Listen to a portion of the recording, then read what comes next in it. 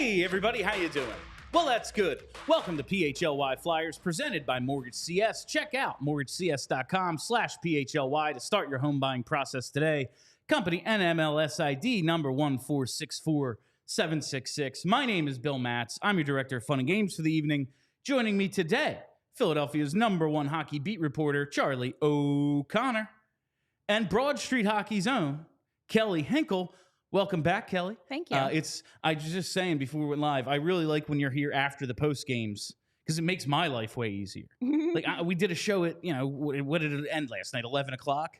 Yeah. What has happened between 11 and 3? Very little. Nothing. But now we get the fresh perspective and we can recycle half the material. You know what, Bill? Don't challenge the Flyers, okay? Yeah, I know. You said very little. Who knows with this team? They're going to trade Danny Briere now, like something like that.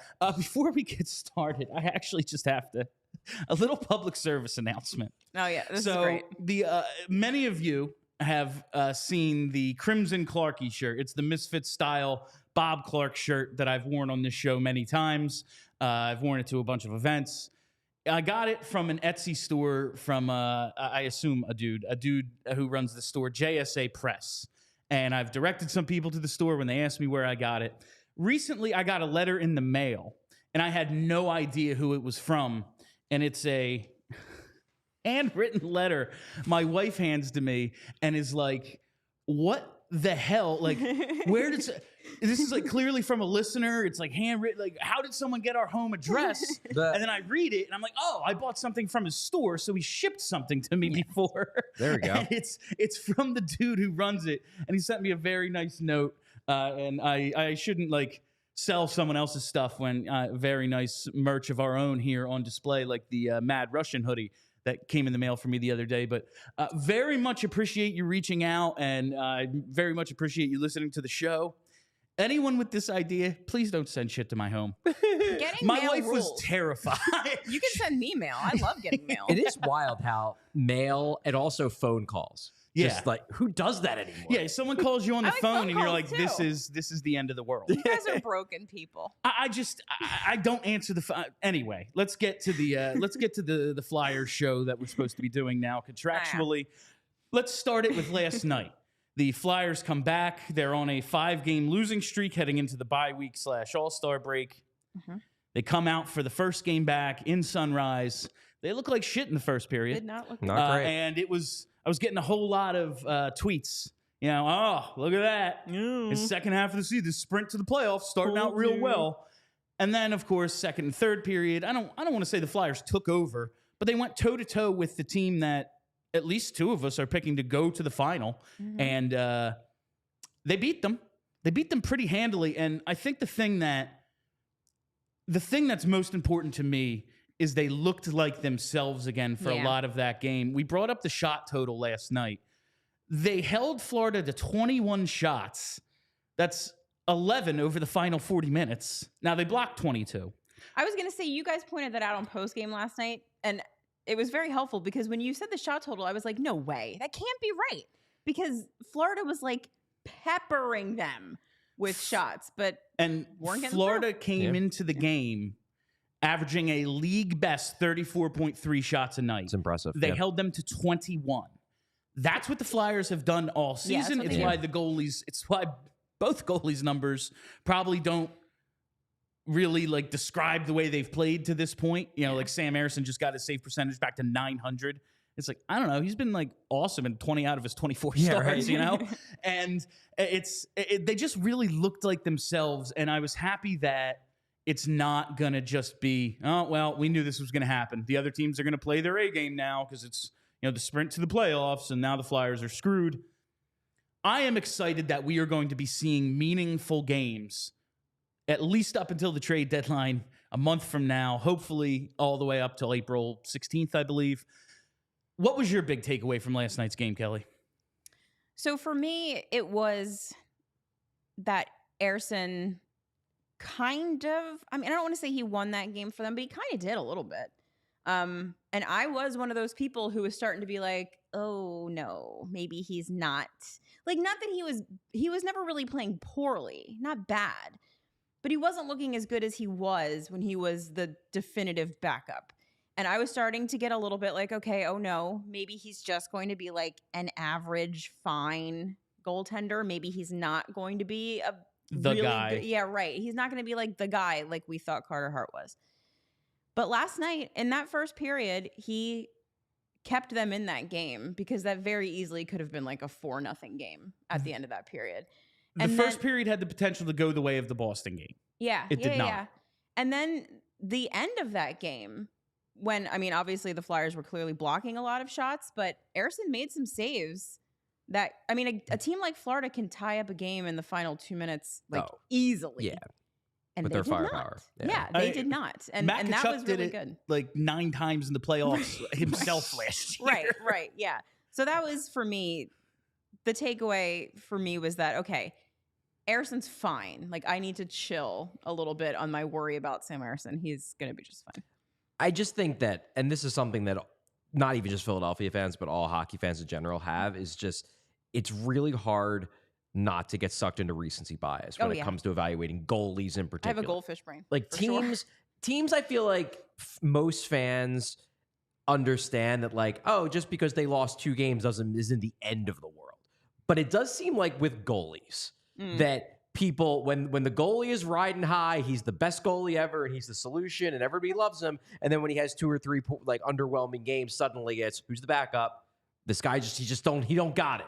We've been hurt before, Charles. I know, but it's not just Philly fans. That's true. I think it's hockey fans in general. Like, you know, when Thatcher Demko at the start of the year was on his incredible run, and he's played well all year, but when he was at like a .940 save percentage, people are like, he's going to win the Vezina. He's going to run away with it. Now it's Connor Hellebuck is the best goalie ever. And I believe Connor Hellebuck is the best goalie in the NHL right now, but it's not being driven by the fact that he's been great for 4 or 5 straight years. It's being driven by the fact that he's been great for the last 3 weeks.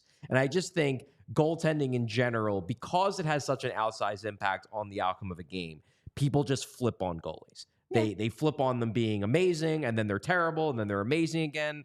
And with Ersson, even though he wasn't putting up great numbers during that 5-game losing streak, I didn't think he was playing terribly. Didn't look terrible. I just thought that maybe the bounces weren't going his way. And in the previous 2 months, they had been going his way. Last night was a nice reminder that, look, I don't think anybody knows what he's going to be, definitely.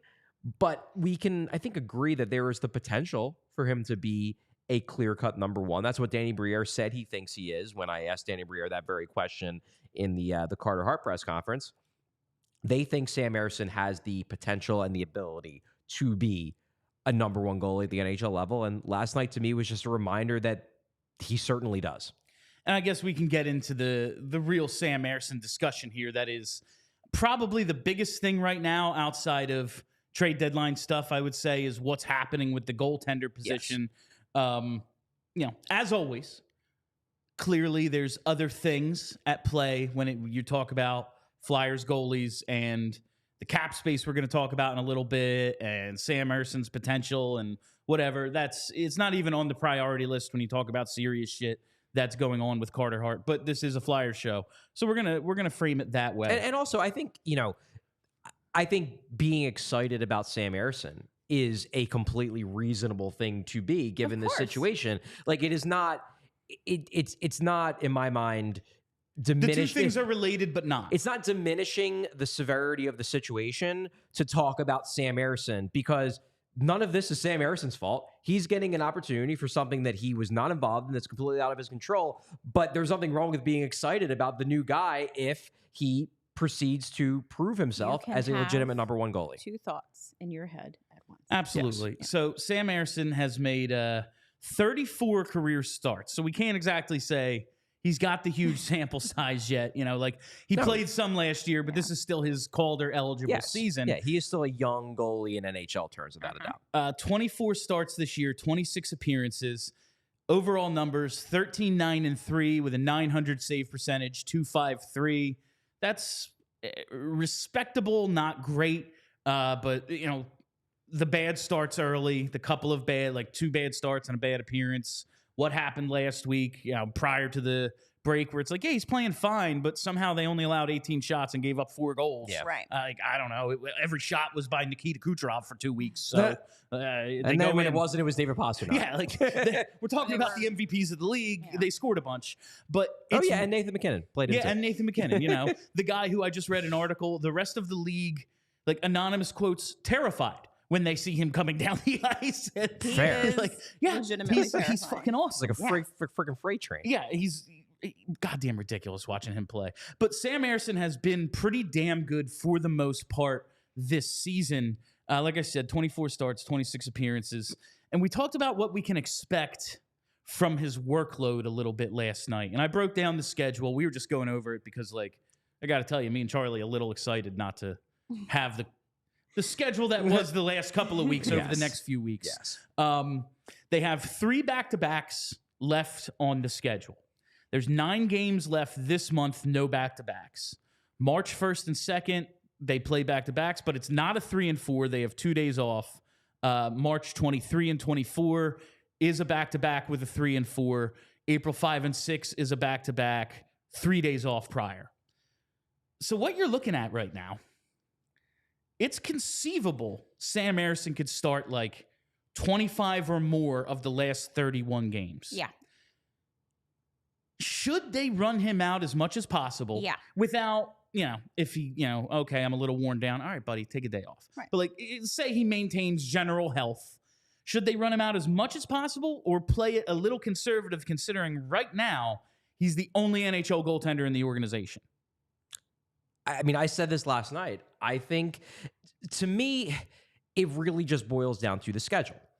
Like, there's 31 games and there's 31 games. If it's a 31-game schedule where everything's crammed together, there's a ton of back-to-backs, there's a lot of 4 games in a weeks, those sorts of things, then no. Then they shouldn't be playing him a ton of games. But, like, looking at the rest of February, it's not that jam-packed. And I don't see a reason why you purposely, like, I don't want them to run Sam Ersson into the ground. However, I believe that the way this schedule shapes up, they can play him a lot and not necessarily run him into the ground. Yes. That, to me, is the important thing. I don't want them overplaying him. But there are some benefits to the fact that they jam-packed 50 games into the pre-All-Star break schedule. And one of those, like, benefits we didn't even know it was a benefit is that the rest of their slate is a little bit more spread out, which gives them the ability to play Ersson a lot and not have to worry too much about him just completely wearing down. Yeah, that's my thought as well. The schedule is such that playing him in a lot of games doesn't seem like a thing that would wear him out. Like, also, he's not, like a college goaltender or someone coming directly from the AHL. Like, he played in professional hockey league before. Sure. Like, he knows what it is to play a lot of hockey. I'm not at all worried about. Obviously, you got to keep an eye on him. If at some point it looks like he tweaks something, of or course. whatever, then don't overdo it. But this isn't Brian Elliott. Like, he can play 11 games in a 24 row. years old. It's not going to be a problem. I made that comparison last night. Like, when they started Elliott, every game in the month of December, however many years ago that was, he was 10 or 11 years older than Sam Ersson is now. Exactly. Like, that was a bad idea. Not good. It is a good point, though, you make, Kelly, about the idea, because this is where you run into the concerns about making the playoff push and what negative impacts it could have, because you bring up the point about what if Ersson tweaks something.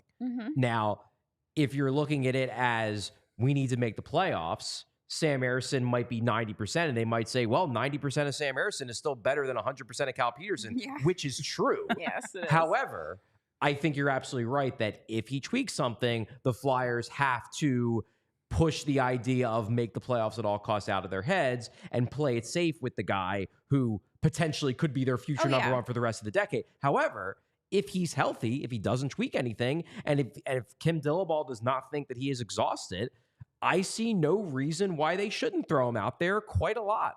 Also, if you make the playoffs, but ruin Sam Ersson because you're putting him out there at 85%, like, what's nuts. The point of even making the play? Because you're not going to go anywhere with Cal Peterson. Exactly. Although you never know. I guess, I mean, hockey's Goalies. weird. But no, it's a really good point Michael because if there is a situation where Ersson were to, you start seeing him get up a little slow. And then the Flyers just say, well, we had to keep playing him because we're in a playoff race. Like, that's not acceptable. No. But I don't think it's necessarily a bad thing if they play him a lot of games, as long as he's healthy and as long as he's not showing clear signs of fatigue and exhaustion. I'm just looking at what he did over in Sweden. He had a 42-game season in the SHL 2020-21. Last year, 42 in the AHL, 12 in the NHL. So I was thinking about like what his workload has been, and I forgot to combine AHL and NHL. So he made 54 appearances last year. Like, he can probably handle it. And if he is going to be more than a tandem goalie, a really good backup, like if he's going to be your franchise number one, you do have to find out eventually what kind of workload he can handle, right? Yeah. And I think too, you talked about last night about the idea of these games mattering. It's a great thing for evaluation. It's a great thing because it's not as if Morgan Frost is scoring a ton of points in March when the games don't matter, and basically these games are glorified AHL games. Yeah, he did it, and the coaches were like, yeah, we still don't think he's that good. Even Cam York. Yeah. You know, Tortorella said on multiple occasions that he didn't like Cam York's final quarter of last season. He wasn't sure he was a full-time NHL defenseman, and I wonder if part of that was like they thought he was kind of loafing around, the games didn't matter, whatever.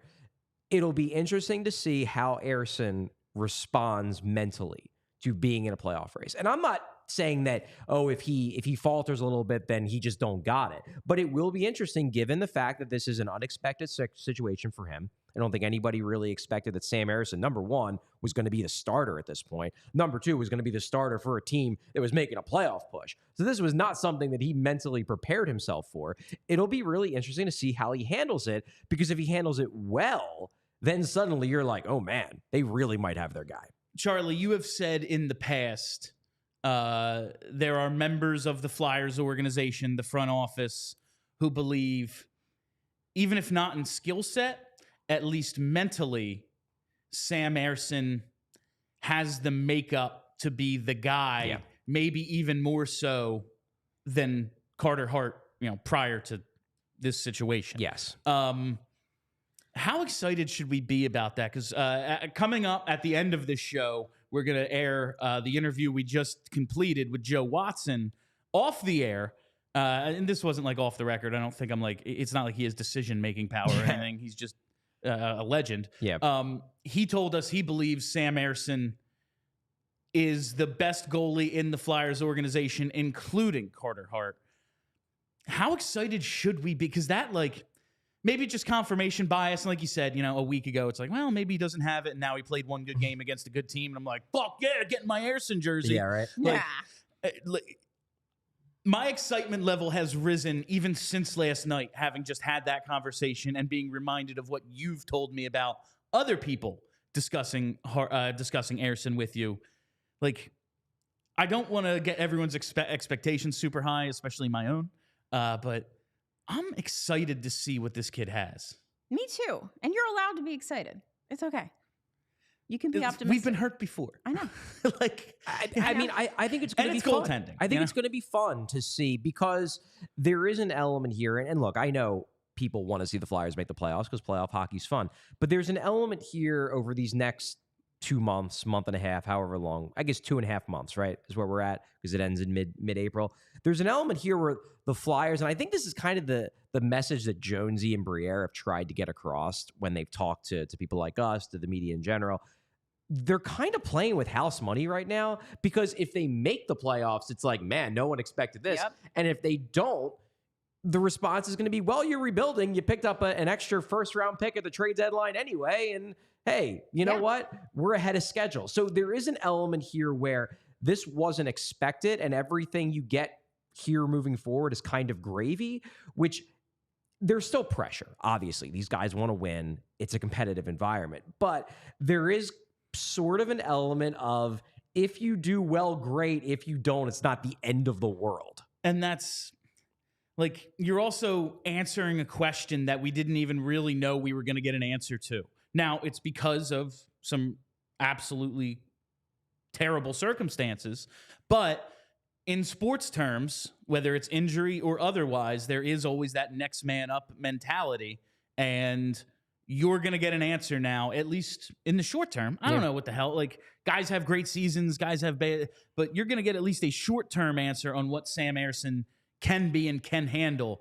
And that's like, in a rebuild, you want answers on shit. Like, we came in like, okay, you know, Farabee last year finished the season pretty strong, I thought, but like we said, all right, it's fake games.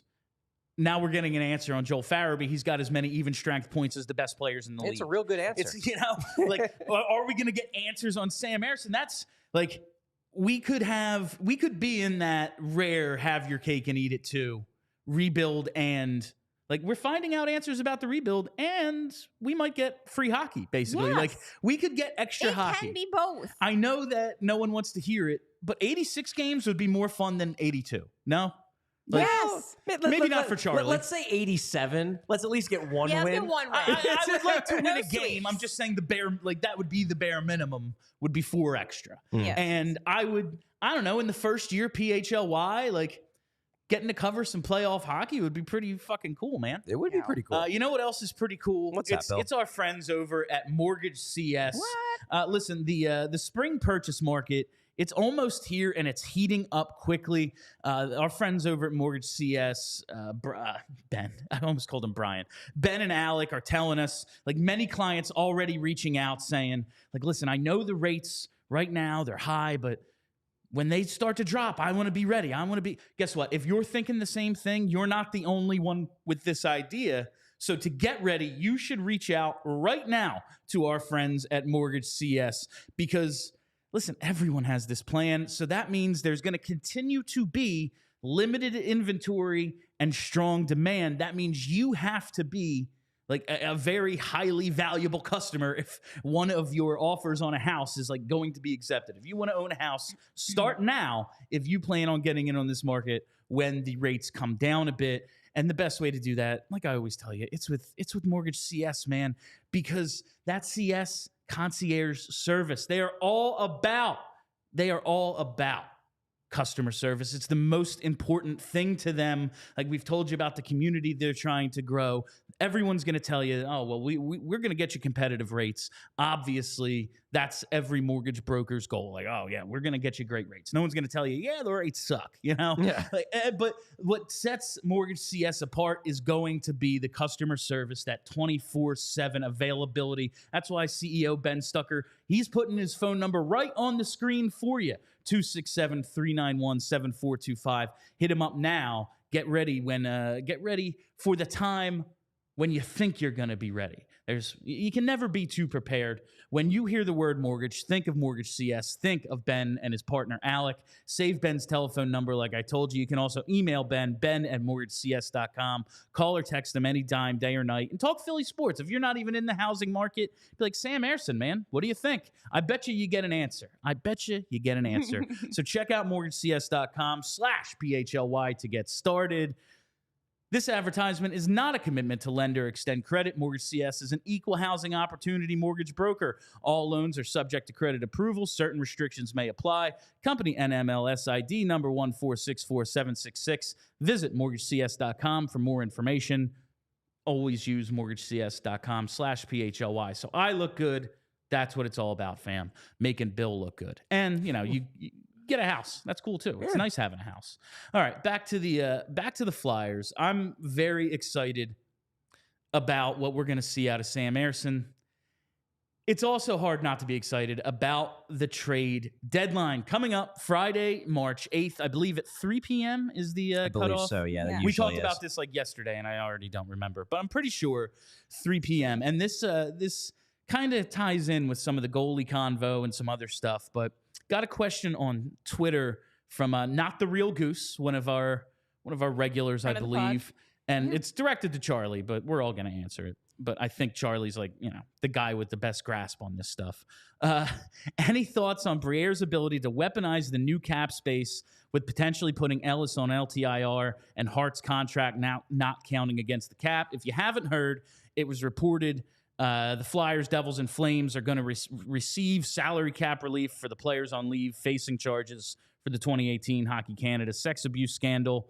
Like disclaimer, as always, not the most important thing, but we're talking about hockey. So with a little bit of maneuverability, because the Flyers have less cap space than you think because of all the moves they've had to make, but with a little bit of maneuverability, you have Hart's almost $4 million, 3.979. You can move Ellis to LTIR, and I assume get the 6.25 there. Talking about like maybe $10 million. I know we're all in to like make the playoffs now, but you always look for different ways you can manipulate things, like the way they brought back the Cal Peterson contract so they can make sure they got the return they wanted for Ivan Provorov. Do you think they might be in the market to do something like that again, Charlie, if they have like this close to 10 mil? I can't rule it out.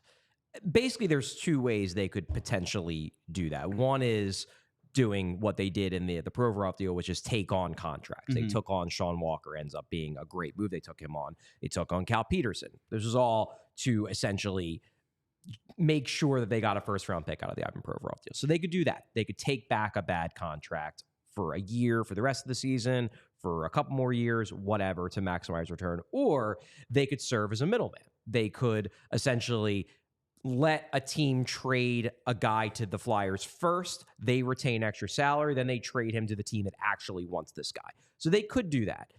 There's a couple reasons why I'm skeptical they will. Number one, I'm not 100% sure how this Carter Hart cap relief situation is going to work. My guess, I just haven't been able to get it confirmed yet, is that it's going to be whatever is left on Hart's deal.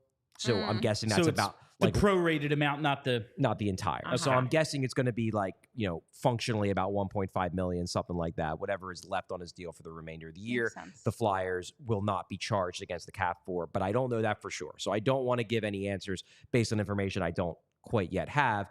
Number two, I just wonder if the Flyers might not see it as the right move now. Because, so if you're talking about the first option of taking on a player, they're already pretty cramped in terms of roster and lineup spots now. So I don't know if that's something they even really want to do. If they want to take on another guy just to kind of have him. If they did, I would assume they would just like sit him down and have him be their next Mark Stahl and just be benched. Or could they bury him? They guess they could bury him, possibly. That's an option too. The other thing is, and this is when you're talking about the idea of being a middleman and retaining salary. You're only allowed to retain 3 salaries at one time. They're already retaining Kevin Hayes for the next 3 years. So that's one. They're down to 2 spots. My assumption is that they are going to move Sean Walker. And I would guess that they would retain salary on Sean Walker to maximize the return. So that's another spot. I'm not sure if they would be willing to do retention and fill up that 3rd slot until they know for sure that they're not going to move anyone else at the deadline where they could potentially retain. Like, if they're going to be a middleman type, I would think that might be something that doesn't happen until like the deadline, because they know, we don't need to save the spot for anything because no other trades are going down. Sure, we'll retain an extra $2 million to pick up a 4th-round pick. Why not? But I don't think it's something that they're necessarily going to do right away because they want to keep that flexibility open. That's something that we hear about, like, maybe at 10 after 3 when it's like, listen, hey, it's over, but we always hear about deals like maybe it's like quarter to like whatever. It's something they do. And I would assume, given that, man, it really worked out that Tony DeAngelo, thanks NHL. Yeah. Like not letting us retain salary and just buying him out. Like that actually, well done, Danny. Like that whole situation. But I would assume even if they are going to do that, it would be a rental guy, a guy with 1 year left. You would think, right? Because we've talked about the different possibilities of whether it's Cam Atkinson, whether it's TK, guys you could potentially move in the offseason. Now, like TK, you wouldn't want to retain salary, but if it gets you a bigger return, you do it because you want the big return. I would like it would have to be a dude on a 1 year deal that you're playing middleman and retaining that 50% of 50%, whatever it is. Yeah, that makes the most sense. And when even Sean Walker's salary, not huge, but you look at these contenders like Colorado, Edmonton, Toronto, they got no cap space. Nope. Like, if they're going to bring a guy in, you're going to have to retain and figure some things out. You're probably going to have to take someone back. mess with the cap a little. So it's, I it's do, a possibility, yeah. but there's a lot of moving pieces, is what I'm saying. I do also think the Flyers, because this is something that you rarely see, I don't think the Flyers would like to, if possible, I don't think they want to tap into long-term injured reserve allowance in order to pick up a draft pick, because I think they just worry about the possibility of bonuses. They don't want bonus overages to pop in. Like, they would rather not. There's a reason why Ryan Ellis is not on long-term injured reserve. They would rather not do it. Now, if they have to, they will. But they would rather not tap into that allowance unless it's absolutely necessary. And I'm not sure they would look at picking up an extra 4th-round pick as being worth putting Ellis on LTIR and tapping into that space. We also talked about the idea, like, moving guys back and forth. Like, him not being on LTIR right now, don't they have to make a case to move a guy to LTI? And it's like, well, you didn't do it all year. I mean, I don't think that would be I feel like this came up, but maybe not. I don't believe everyone else gets away with it. Well, because he's on injured reserve. So they've already made the case that he can't play. I don't think they need to make a case that he really, really can't play, because everybody knows he's never going to play again. We can't find this guy, all right? He's on one line. That's the case. He's on LSI. We don't know where he is. I saw him one time in my life. I've seen him a couple. I mean, I saw him. This was actually kind of sad. This was, I guess it would have been either last summer. I think it was last summer. And we were all, because I think I might have even made this point on this podcast, but all the media people were in the media room in Voorhees, and there was some interview. I think it might have been a Danny or like whoever it was. It might have been Chuck. I don't even remember. It was somebody. We were interviewing somebody in the media room. We're all in the media room, the work area, and we're typing away. And the way the work area is set up is there is a glass window that allows you to look out onto the practice facility. And we all see a little kid and then working with someone who was very clearly a skating coach. It's like, oh, that's cute, whatever. And then you look over, and on the other side of the glass down, like at ice level, there's this guy just watching. And somebody, I think it might have been Jordan Hall, it's just like, wait, I think that's Ryan Ellis. And it was when you looked at it. And it was just sad because it's like, this isn't even a case of a guy not being able to play NHL hockey anymore. This is a case of a guy who can't even skate to like help his son or daughter. I couldn't tell. I don't remember. But couldn't even help like his kid learn how to skate. And like it really does suck. And it reminds you that like these are people. You know, we can joke about Ryan Ellis and like it is darkly funny in a way, but I do really feel bad for the guy because I'm sure he would like nothing more than to be able to play hockey and to be able to skate with his kid. And instead he's got to stand off to the side and have someone else do it. These dudes don't like to hang it up. Yeah. No. Like hockey gets taken away from you. Very few just walk away. Yeah. You know, like Joe Thornton would still be playing if he could. These dudes play forever. I'm pretty sure like Joe Watson just played at 80. Joe Watson he just played at an alumni game at 80 years old. Like that's, they want to keep. So I do hate thinking of them as humans though, because it really makes it hard to like call them assholes. Stop the puck, you son of a bitch. Oh, just put it in the net. It's super easy. Speaking of putting it in the net, Travis Konechny did it last night. Sure did. 23rd of the season. Maybe he gets hot again, gets back on that 40-goal pace, but that would be pretty freaking insane thinking about how many games are left and how many goals that would take. But, man, we were talking about this last night, Kelly, and I seriously doubt it happens at the deadline. First of all, like the salary implications, all that shit. Like, it just seems like there's too much. But we keep getting told by the front office, listen, we can't be married to anyone. We can't fall in love with, like, we are going to do what's best for the long term. We're also hearing that they want to get TK done. Can't do it till July 1st. It's going to be sad if they were to trade TK because he's such a fucking Flyer. Yeah. Do you think they're going to re-sign him? I mean, my instinct is yes, because I don't think anybody wants to get rid of Travis Konechny. Like us, them, nobody wants to get rid of Travis Konechny. He's the best player on the team. That said, like, if someone makes you an offer that you can't walk away from, I don't know. Because you are still rebuilding, and you've been very clearly focused on it.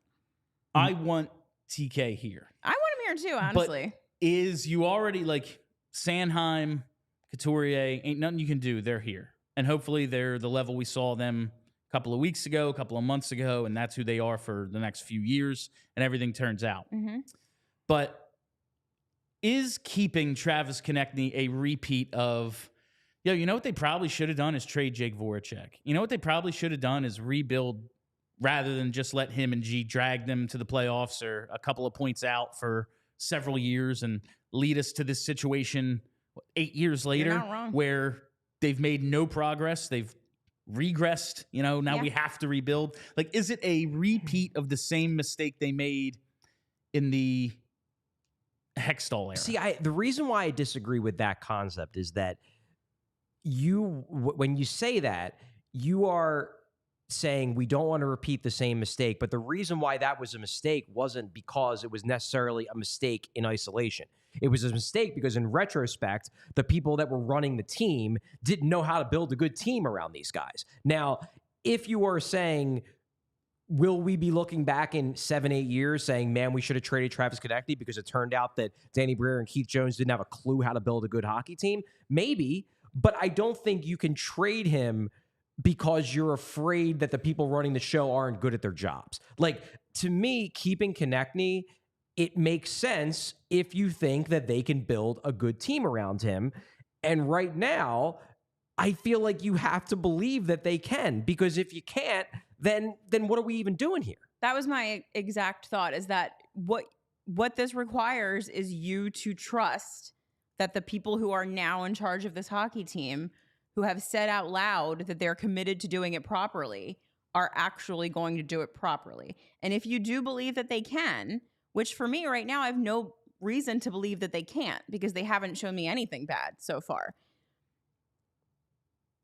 Maybe it's not so scary to be married to TK for the next 7-8 years because we know, or at least we feel strongly that probably Danny Briere is going to do a better job than Chuck Fletcher. He's going to do a better job than Ron Hextall. I mean, he's made 3 moves, and I feel like he's already proven that he's better than both of those guys at putting together an NHL hockey team.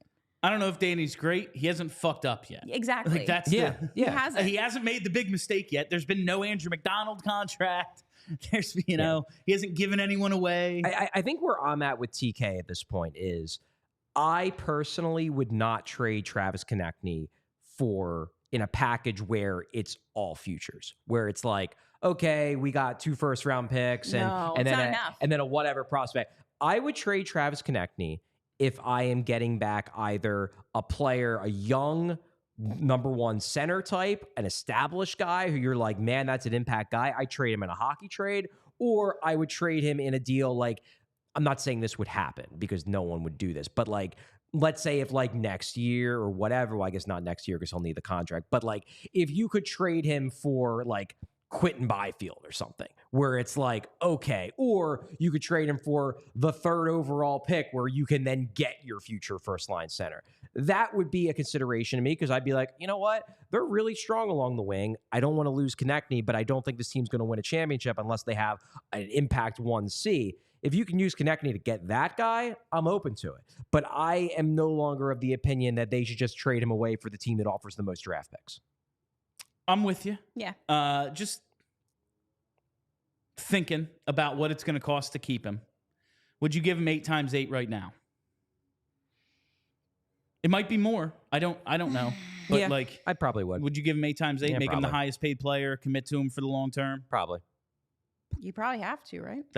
I got to believe it's going to cost at least that. Yeah. Maybe a higher AAV and lower term, but if he's re-signing ahead of time, you would think he's doing that so he can get his 8th year. Yeah. Especially with the cap going up, yeah, I probably do it. All right. Listen, everyone's looking to save money. I'm trying to do it for the Flyers. I'm trying to do it in real life too. And man, that's what makes Rocket Money so huge. I'm like an irresponsible imbecile a lot of the time, and everyone has. The world runs on streaming services and subscriptions now, and you just kind of lose track of them. That's where Rocket Money comes in. I've told you a few times. Like my wife and I found out we both have Hulu. It's like we only watch TV together. Why do we need 2 Hulu accounts? This is crazy. Well, That's where Rocket Money comes in. Rocket Money is a personal finance app that finds and cancels your unwanted subscriptions, monitors your spending, and helps lower your bills. I can see all of my subscriptions in one place, and if I see something I don't want, I can cancel it with just a tap. I never have to get on the phone with customer service. That is a godsend to me. I cannot stand talking on the phone, as we mentioned earlier. And Rocket Money will even try to get you a refund for the last couple of months of wasted money and negotiate to lower your bills for you by up to 20%. All you have to do is take a picture of your bill, and Rocket Money takes care of the rest. Rocket Money has over 5 million users and has helped save its members an average of $720 a year, with over 500 million in canceled subscriptions. Stop wasting money on things you don't use. Cancel your unwanted subscriptions by going to rocketmoney.com/PHLY. That's rocketmoney.com/PHLY. rocketmoney.com/PHLY. I want to do something little fun here just because, why not? Why not? Sure. So we found out earlier this week the Phillies the Eagles are heading to Brazil to kick off next NFL season. We know that the Phils are heading to London in June. I'm pretty sure I'm going, so I'm pretty sure it's June. Fun. Cool. Yeah. Trips are always a good time. I've been on Flyers trips to all of their outdoor games. Never plan on missing one of those. But if you could send them to somewhere exotic, like what would be the coolest place we could send the Flyers? And I'm going to rule out Russia to we're going to play a game. It's good. And then we're just going to kidnap all of our prospects and bring them back with us.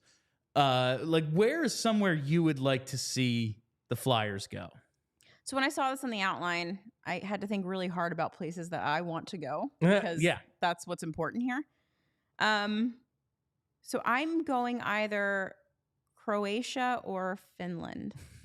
I want to go to both of those places. You're just a hockey fan, man. I know. It's incredible. I'm so boring.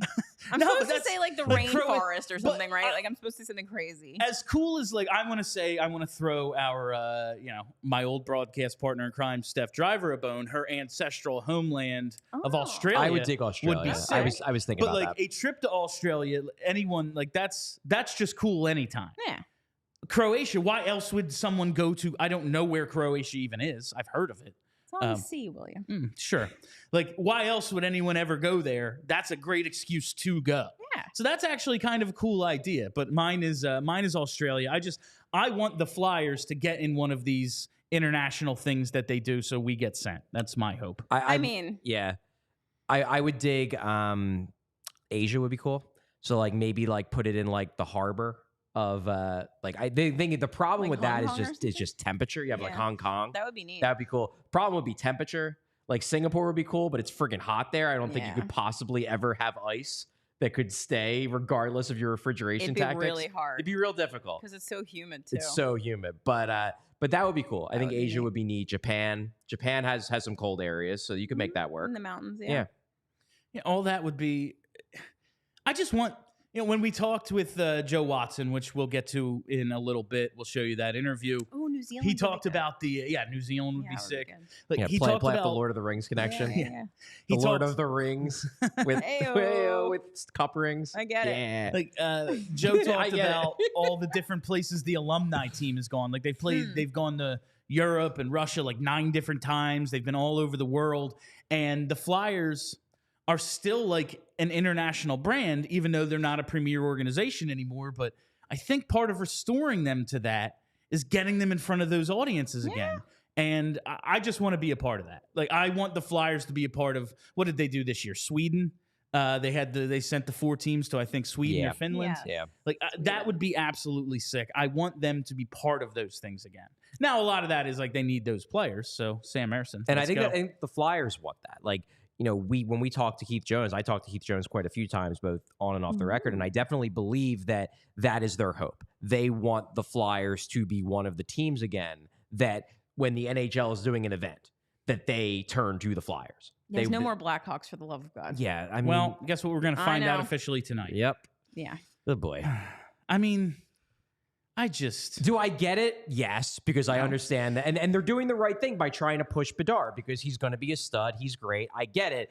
It's just could have been any other friggin' team. It gets back to the reason we were all so mad. we're going to have to do this again with them. Yeah. Like, we just did it. God damn it. I didn't Like, you it the won first your time. 3 cups. Go away. Go away. Go away. Yeah. I haven't seen a cup. Like, the Flyers have been to 2 cups in my lifetime, and they're 2-8. Can't we be that team now? I guess, like, this is the argument against not tanking. Like, that's now you get rewarded for doing what you did. Yeah. At least the NBA is like, fuck you, tankers. Yeah. You know, like the NHL is it's competitive and the parity. They are rewarding this like nothing I've ever seen. Yep. And it's very, very frustrating. Now it worked out for the Flyers because they love it. They love Chicago being a really good team. it's truly, and they just I don't understand it. like, they love it. it's a major market, and I get it. So are we. But like leading up until they won the Patrick Kane lottery, they were not a premier hockey team. They weren't on television. They weren't on TV until like the mid 2000s. Yeah. It's very, very frustrating I don't get it. that they were like a joke, an original Stop 6 trying to make it franchise in a huge city that was Yeah. a joke, and now suddenly there's something because they won a lottery that was rightfully the like Flyers. a disgrace to the game if the Blackhawks are bad for a few years. And like they were bad my whole life until 2007. It's just unacceptable to Gary Bettman. I just, it's very frustrating. But luckily, at least not tanking last year, even though they were bad, worked out for the Flyers. As you can see, we have the Mad Russian coming, and I want to plug some of our merch now. PHLYlocker.com. I stood up wearing the hoodie last night. My wife was very pleased at how I somehow avoided ass crack in that love that for you. situation. I didn't even think of that. It was my only thought. And when I got home, Ava was like, no, you did that well. I was like, oh thanks. man. There you go. But PHLYlocker.com, we sold some more Mad Russian hoodies and shirts last night, but we do still have some available. There's also the Dry Guy, the Fly Guy, He Wants to Be Here shirts, and the Charlie crew necks and T-shirts. Charlie. That's what I call them now, with our vintage cartoon. I can't unsee it. It's Charlie, man. It's We very clearly need Charlie. to knock out a tooth, and it's him. So you can get all that at PHLYlocker.com. Make sure you check out all the merch across, even if you're not like specifically Flyers or whatever. I think some of our just PHLY shit is real cool. Like our logo with the flag, awesome. The Skyline shirt, really cool as well. So check out PHLYlocker.com. Before we throw it to the Watson interview, just want to set it up a little bit. Charlie has had the pleasure of talking to, interviewing, meeting Joe Watson a few times in the past. This was my first time meeting him. Joe Watson rules. And I really love getting to do this because, Kelly, you brought this up like when you walked in. There is this perhaps misconception about us, and we haven't done much to like dispel it. It's on us a little bit. That maybe the BSH PHLY crew doesn't love and appreciate the alumni. No, And that is not true. it's not.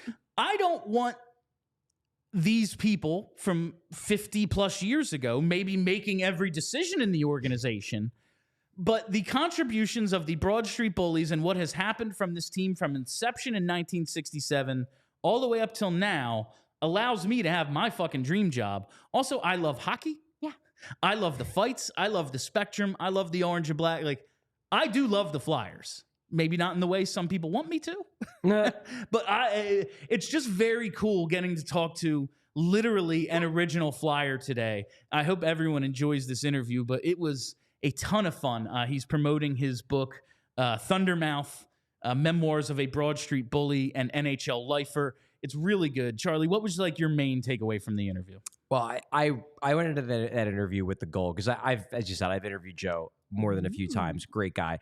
But he is a storyteller. He loves to tell stories. So the big question I wanted to ask him was, okay, I know that when you wrote this book with Bill Meltzer, I'm sure you told him 1,000 stories and he had to pick and choose which ones he could actually fit in the book. So give me at least one that didn't make the cut that you wished was in there.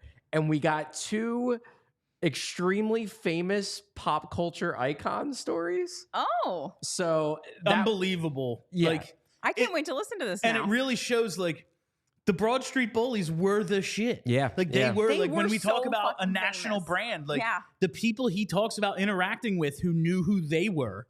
It's really, really cool. So that's actually a great one. Yeah. My takeaway was just like, I wanted to ask the locker room dynamic. Like the 70s guys are all gone.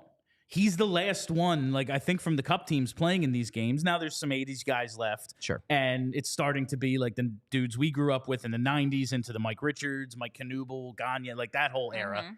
But what is are you bonded together because of the orange and black? Is there a disconnect between? So I was just very interested, like, what's that like? You're the elder statesman in the locker room. What is that like? And he's like teaching some of these younger guys who maybe don't know the history. And I think that's really cool because that then makes them part of it now that they know it. And I think that's really fun. So we are going to send it over now to our interview with Joe Watson. I hope you enjoy it. Stay tuned for that. And then we'll be back tomorrow, Thursday night, for post-game.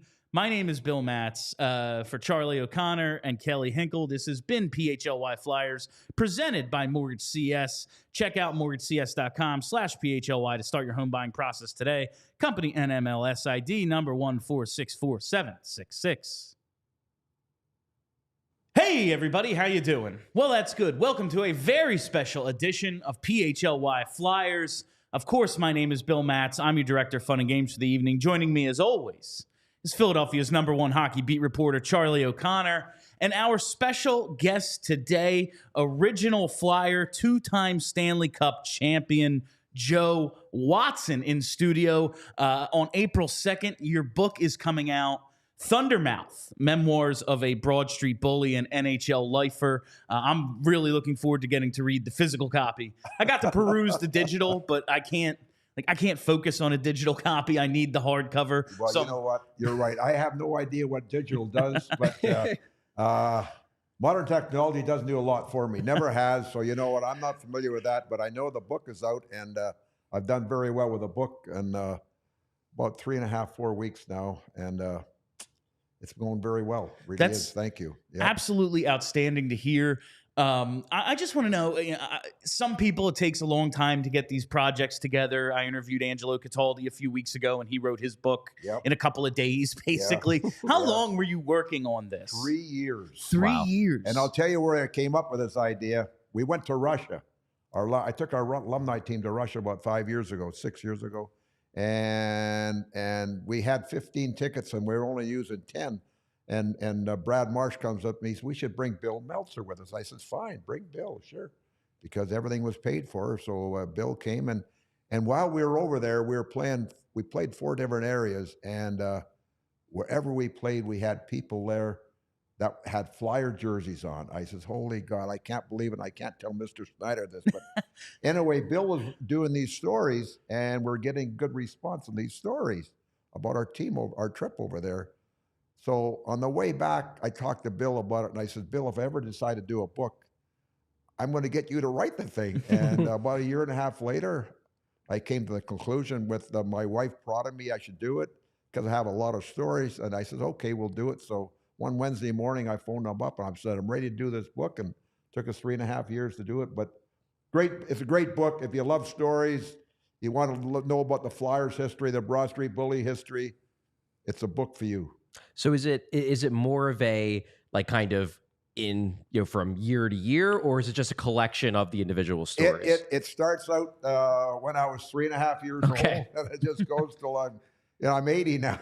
So there's a lot of years there. But there's stories. I have pictures associated with the story. When you get a book, they normally have all the pictures in the middle. Yeah. Where that's not with this book. It's a little more expensive to do that, but when there's a good story and there's a picture there, it's associated with the story. So you don't have to revert back when you do get in the middle of a book and revert, well, where was this story? Where was this picture associated with? So that's what I decided to do, and it worked out well. Were you, throughout your career and your whole time coming up, are these your pictures, your personal archive? Did you kind of know you were going to want to save these for something one day? Well, my mother was a hoarder just like I am. and what happened was she passed on here about 10 years ago, and she had all these albums, photo albums and stories about myself and my brother Jim, and of course the other boys of the family. And she gave them to me, so I brought them down to Philadelphia with me, and I started looking at all these photos and all these stories. And I told Bill, I have stories going back to when I was 3.5. I have pictures when I was 3.5 years old. And he says, "Really?" I says, "Yeah." And then got stories about this and that, photos of this and that. But Yeah, they go back to 1946, 47. Wow. Yeah. That's some absolutely incredible history. You know, it's now 2024, Joe, and it is coming up on the 50th anniversary of the Flyers' first Stanley Cup. Does it feel like 50 years? Does it feel like 50 years? Time goes fast, Billy. It has gone fast because I can remember vividly, I was the last guy to touch the puck when Orr shot the puck down the ice towards our net, and Bernie went by the net, and I was the first guy to approach the puck, but I didn't touch it. There was 8 seconds to go in the game. So the first guy near me was Wayne Cashman, so I touched it in 4 seconds. But what happened was there's so much noise and pandemonium in the building that the timekeeper didn't hear the whistle blow for the icing. So we let the clock run down to 1 second before we realized what was going on, and hell, there's people all over the ice and and the glass wasn't that high then those days.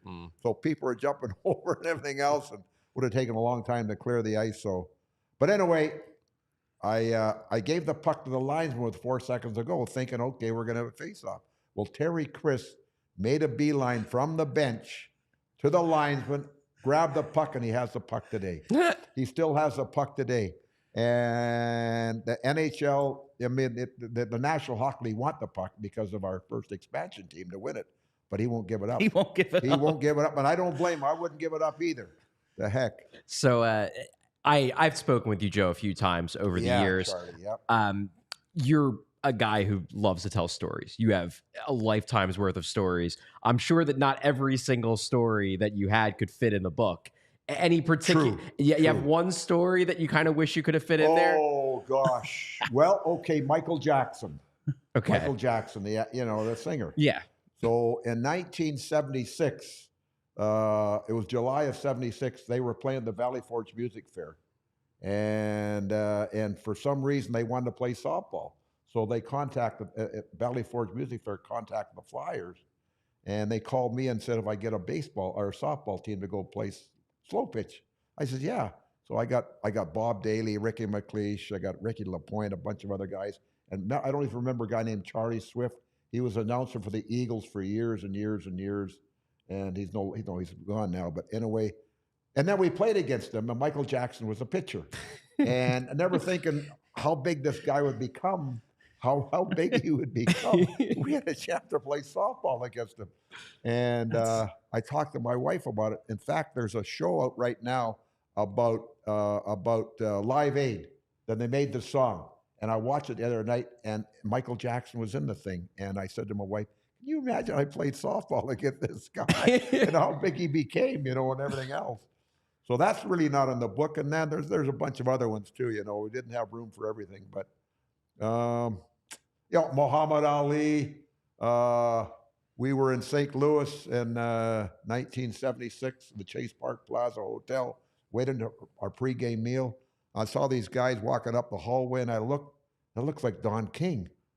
That is Don King. I could tell by his hair. Right. I said, Bernie, that's Don King. And I said, oh, okay. And so and then I looked, that's Ali there too. So Ali was living in Cherry Hill at the time when him and Joe Fraser were training for the fights. Right. So I saw Ali, and we went up to Ali, and I says, Ali, we're the Broad Street Bullies. You guys are? I said, yeah. He says, okay, come on over here. I want to talk to you. So he went like this to me, and he went like that to Bernie. He says, each one of these are for you guys. And that was Ali. What a bunch of humor. And then I did a couple card shows with him, and what a fine gentleman. Oh, boy. And it was very sad he went through what he went through, the poor guy. But, boy, he was great for boxing. He was great. And I feel bad for him and Joe Fraser fighting one another. I mean, they're both world champions, and I felt bad the way it turned out and everything else. But yeah, that's another one. Oh, God, there's all kinds of stories. All kinds of stories I could talk about. Some that I couldn't divulge to you guys. Fair. With the presence of a young lady. That wouldn't be good. So we'll leave it at that. We'll have to wait for the movie, Joe. We all silly like the mayor.